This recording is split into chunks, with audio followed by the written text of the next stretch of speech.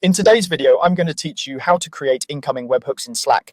By the end, you'll have a webhook ready to post messages into a Slack channel from your apps or automations. Start by opening your browser and going to app.slack.com. If you're not already signed in, log into the workspace where you want to create the webhook. This process works best on desktop, and you may need permission from a workspace admin if app installs are restricted. Once Slack is open, look at the left sidebar and click More. This expands additional options that aren't shown by default, which is where we'll find the tools we need. From the menu that appears, click Tools. Tools is essentially a quick way to get to management and configuration areas related to your workspace and apps.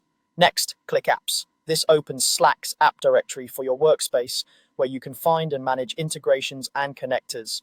In the app directory, use the search bar and type webhooks. You're looking for incoming webhooks, which is a Slack-provided app that gives you a unique URL to send messages into a channel. If you don't see it, your admin might have restricted it, so check your workspace's app permissions. When you find incoming webhooks, click Install. This begins the setup flow for your workspace and ensures the app is available for configuration.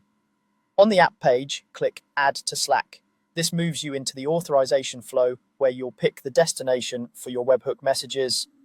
Now select a channel. Choose the public or private channel where messages should appear. For private channels, make sure you're a member and note that the app may need to be added to that channel. You can change the channel later if your needs evolve, but selecting a clear, dedicated channel helps keep automation messages organized. Finally, click Add Incoming Webhooks Integration. Slack will create the integration and display a unique webhook URL along with configuration details.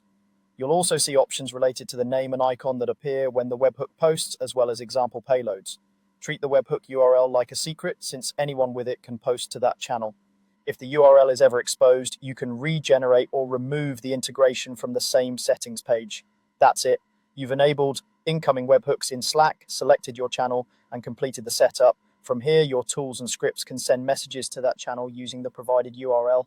If something doesn't appear as expected, double-check your app permissions and confirm you selected the correct channel.